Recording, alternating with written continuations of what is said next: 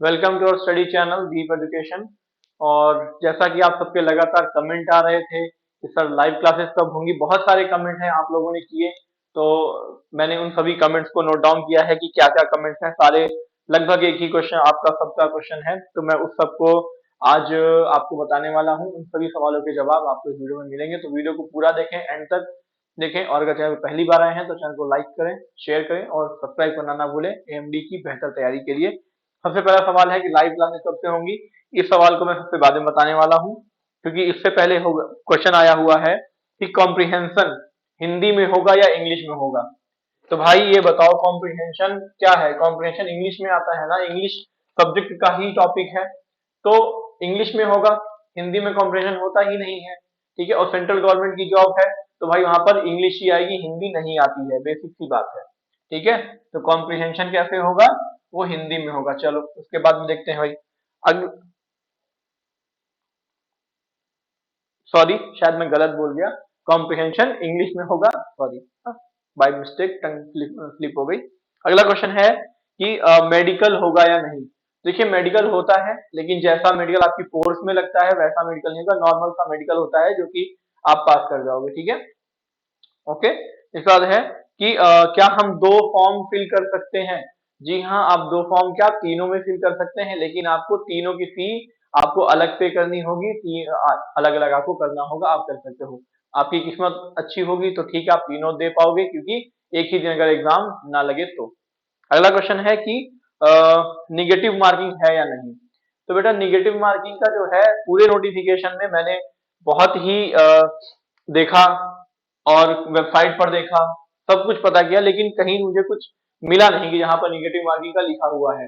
और इससे पहले एएमडी या डिपार्टमेंट ऑफ एटॉमिक एनर्जी की मैं बात करूं अगर, तो ये इसके जो भी एग्जाम होते हैं, किसी किसी डिपार्टमेंट के पेपर में माइनस मार्किंग होती है, किसी किसी माइनस मार्किंग नहीं होती है।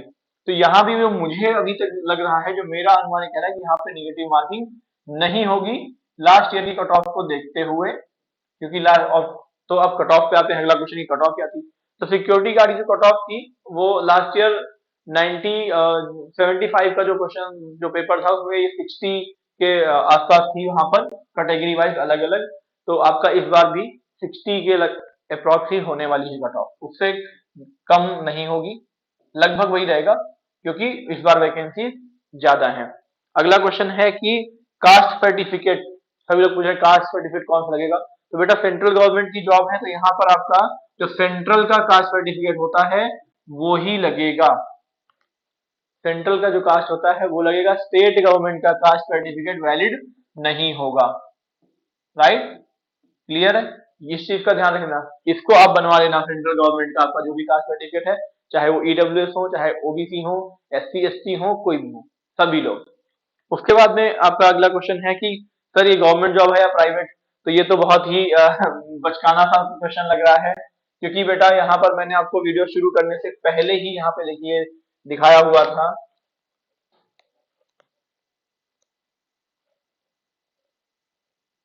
सॉरी, देखिए यहाँ पर ये क्या लिखा है।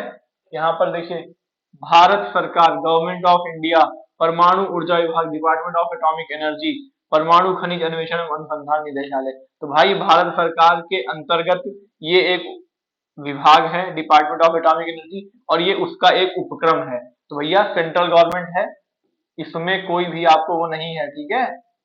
सेंट्रल गवर्नमेंट की ये जॉब है, तो ऐसा बचकाने सवाल तो मत ही करो बेटा आप लोग।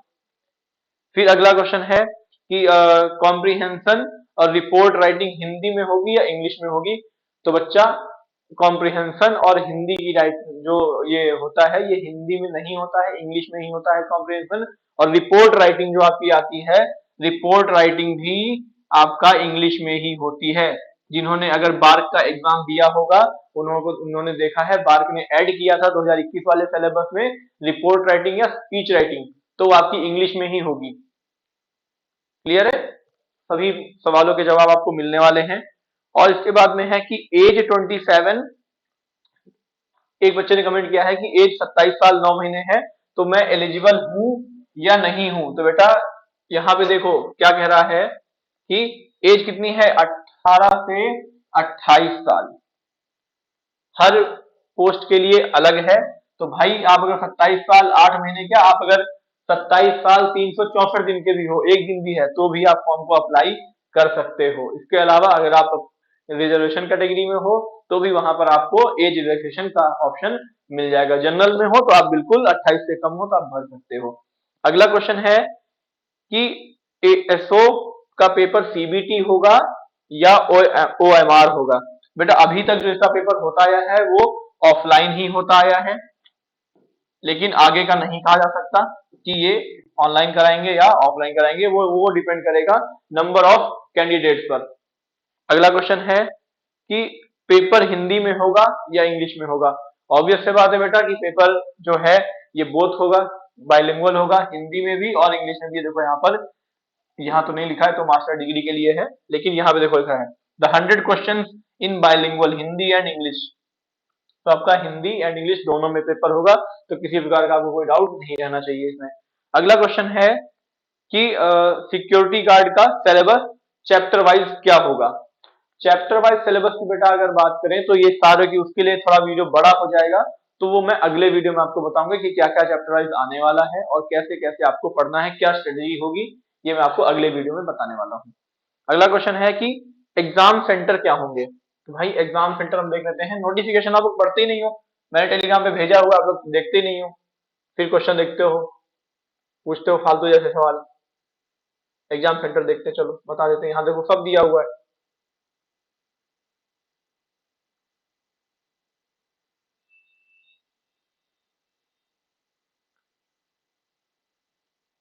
बहुत बड़ा है तो, इतना बड़ा बना दिया है इन्होंने एग्जाम सेंटर। ये देखिए यहाँ पर क्या लिखा है, पेज नंबर 13 पे लिखा हुआ है, पॉइंट नंबर भी 13 है।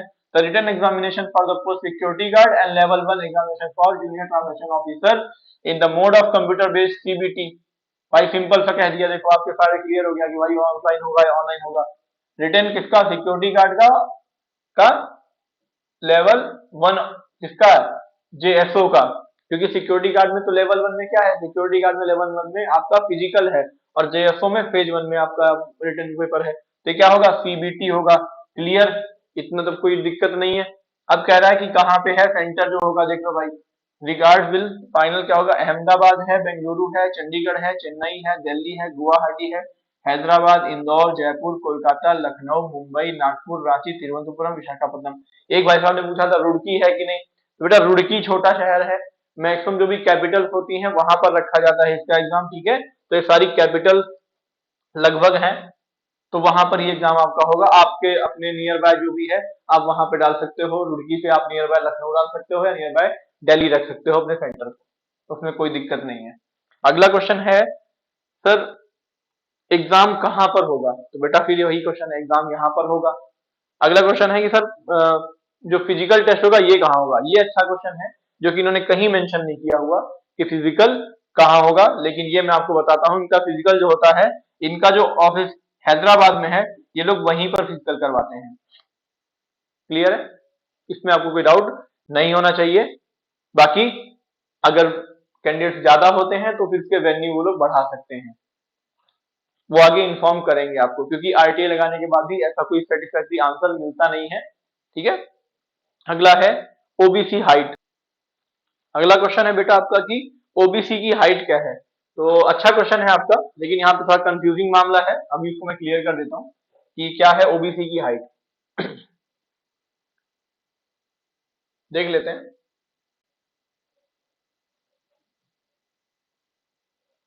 अब दिख रहा है सबको, ठीक है। चलिए देखते हैं, यहाँ पर मैं सभी पोस्ट के लिए देख लेता हूँ कि क्या क्या है।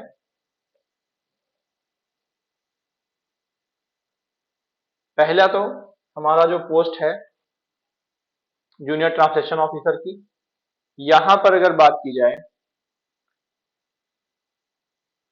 तो यहां पर हाइट का कोई रिक्वायरमेंट नहीं है, क्योंकि वो पोस्ट का काम ही अलग है। असिस्टेंट सिक्योरिटी ऑफिसर की बात की जाए तो यहां पर देखिए क्या लिखा हुआ है, जनरल की 167, मेल की, फीमेल की 157, okay. And candidate belonging to hill areas of Garhwal, Kumaon, Himachal Pradesh, Gorkhas, Dogras, Marathas, Kashmir, valley, Leh and Ladakh.